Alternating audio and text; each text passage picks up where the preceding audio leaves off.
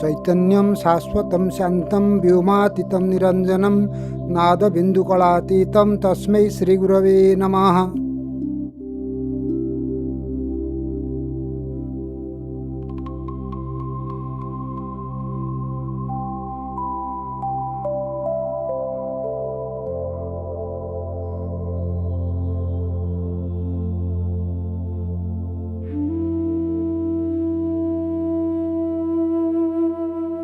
Today we will discuss on depression, stress and strain.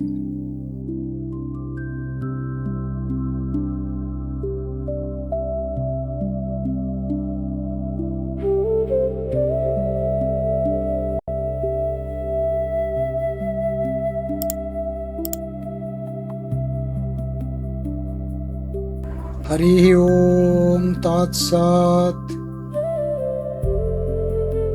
Stress and strain are as old as the Supreme Soul, to whom we say the Paramatma or Bhagavan or the God.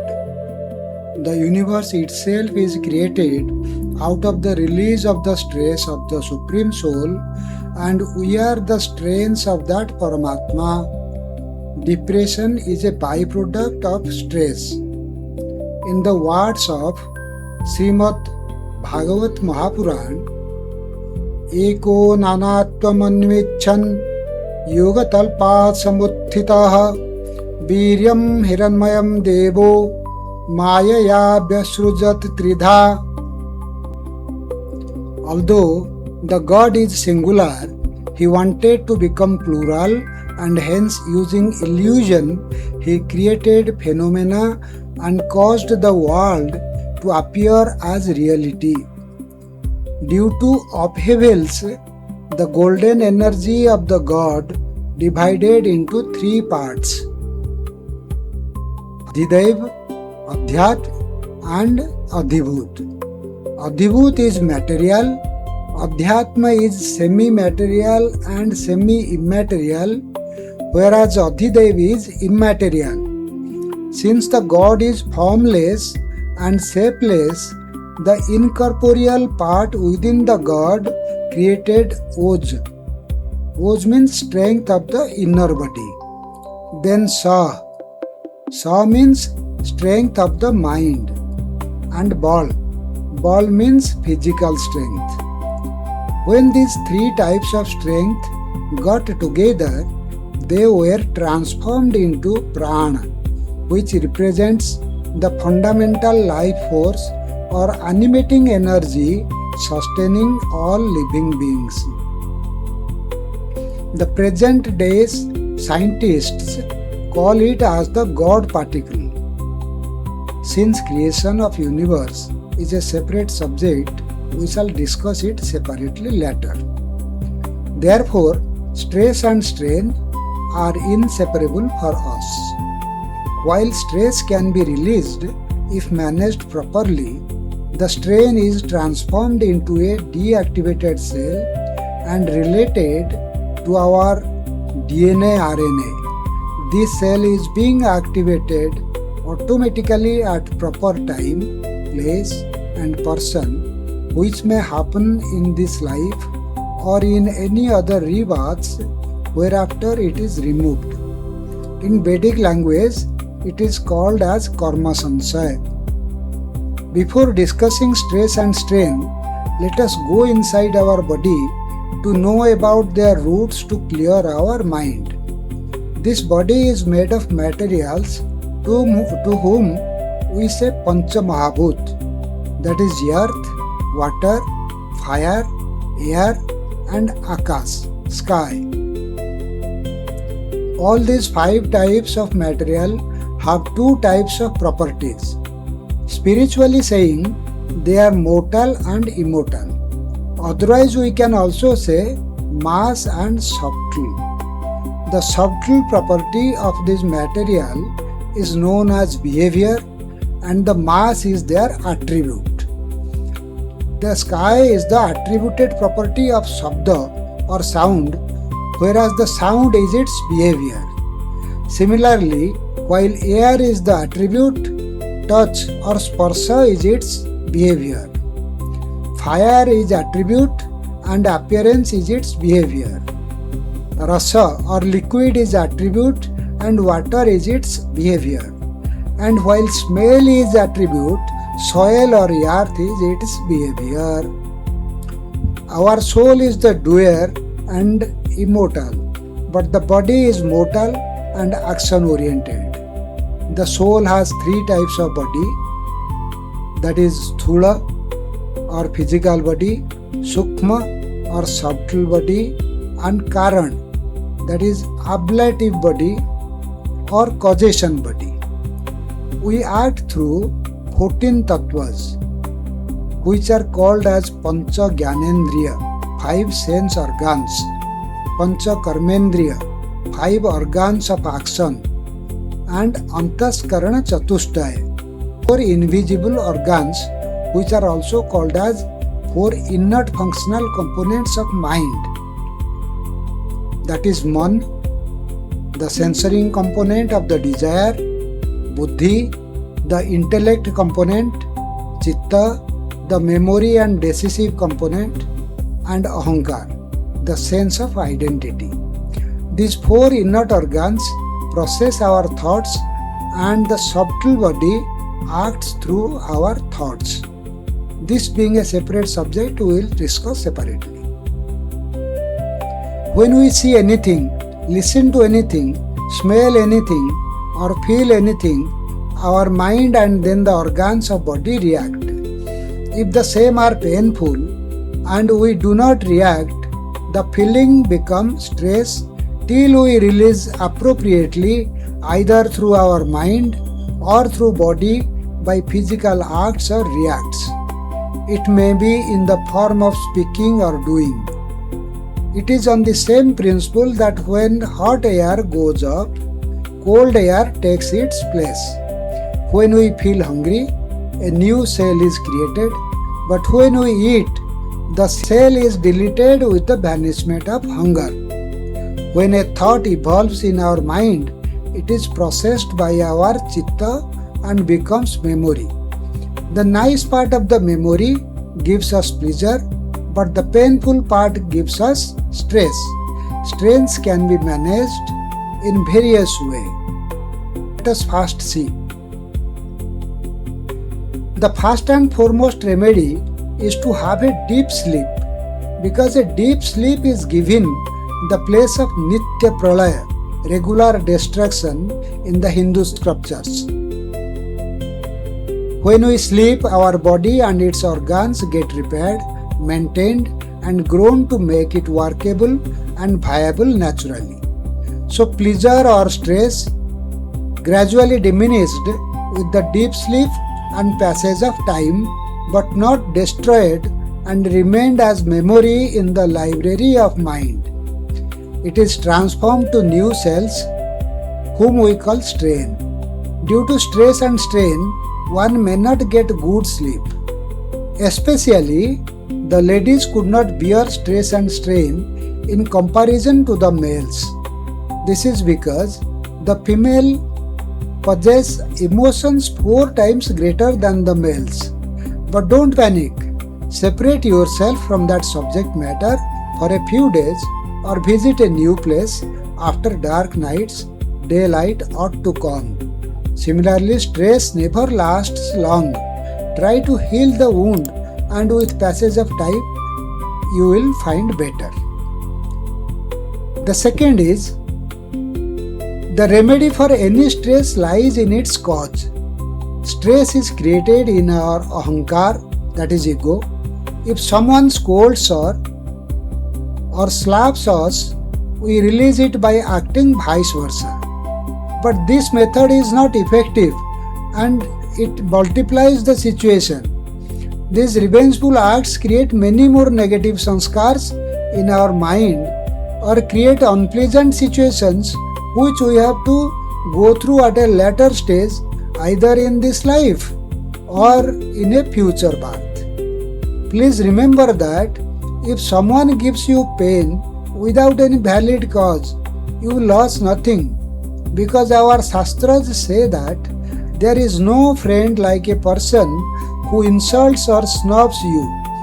The person who derogates you gives his or her punya equivalent to the degree of insulting and in exchange takes back an equivalent amount of papa from you. आक्रोशक समो लोके सुहृदन्यो न विद्यते जस्तु दुष्कृतमादाय सुकृतं स्वं प्रयच्छति. This is in Padma Purana. The Shastras also say that the person who insults others gets destroyed on his or her own.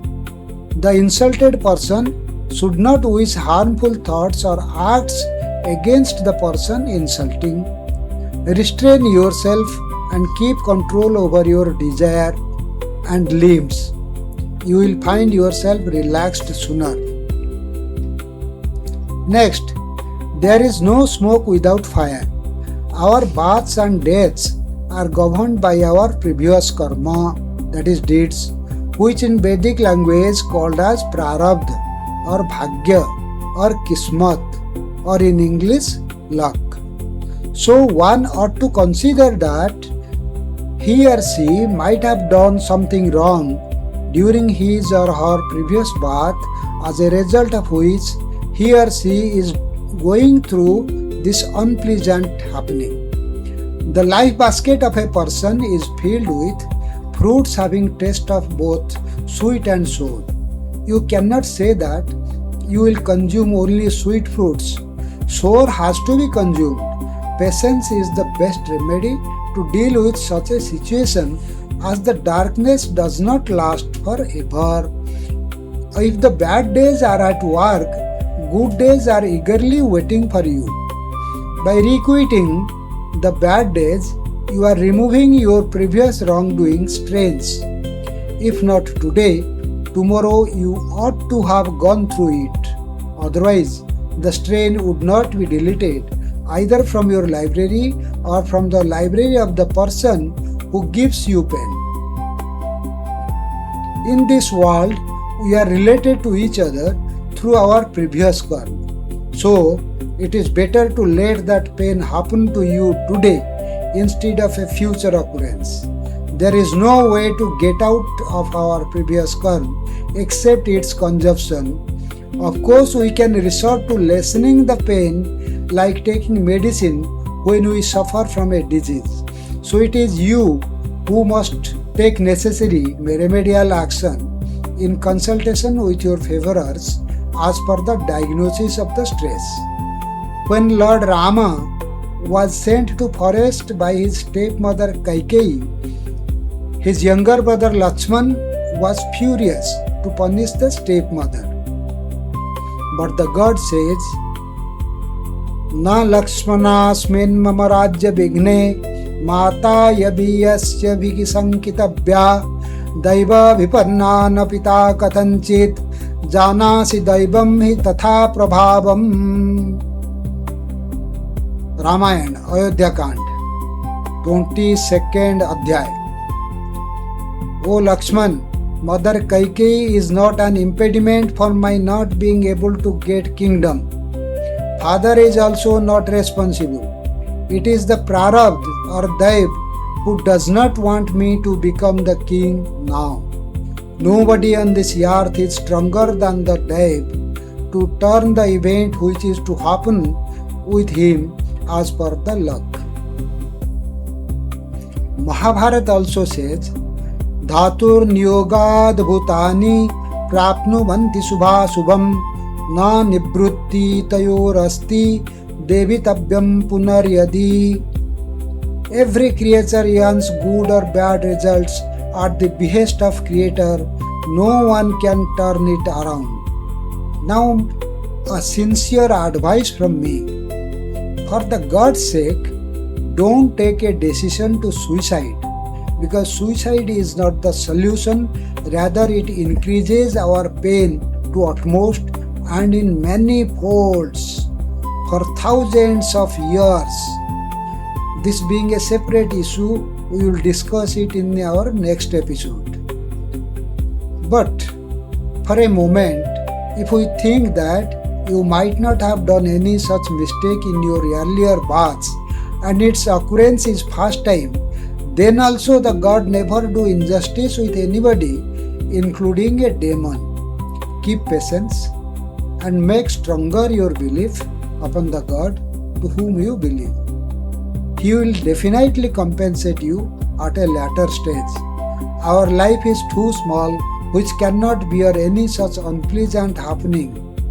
Every day we are going through various unpleasant situations. Take it in that way. The worst thing happens to us one day is natural death, which is imminent. No unpleasant situation can be worse than the natural death. It is a cardinal principle of the God that any loss to any innocent person is duly compensated by the God Himself.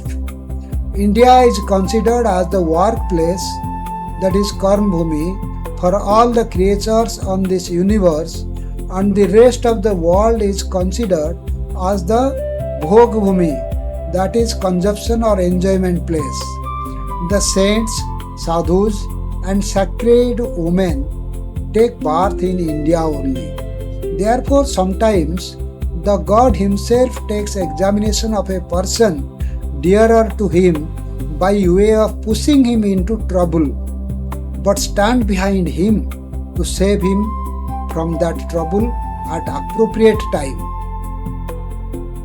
If you are not guilty, but your property or finances are taken away, the same is not your loss, but your future gains. If you are not guilty, but imprisoned for life, you have lost nothing, but that is your future earnings of happiness.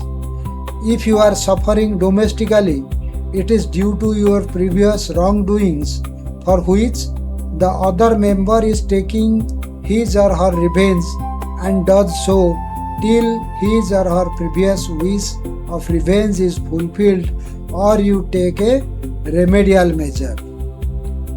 If you still find that you are unable to cope up with the situation and the burden upon your mind goes heavier, you should decide to take help from proper personalities to help you to come out of the situation as per the cause of stress. In case of domestic distress, a saint like His Highness Shankaracharya or any proved saint who is not an exploiter can advise you. A psychologist can also advise you better. Remember, you have a last option left in your possession, and that is to renounce the domestic life to undergo a spiritual life where there is no pain but only gains. An episode on the unsung facets of Hindu marriages would be presented very soon. You should listen to this episode. If you are suffering from your conjugal relationship, you will feel relaxed after getting knowledge from this episode. Next chapter to be discussed is why suicide is suicidal and what are the after-death repercussions to a suicide. Thank you very much. Hari Om Tat Sat.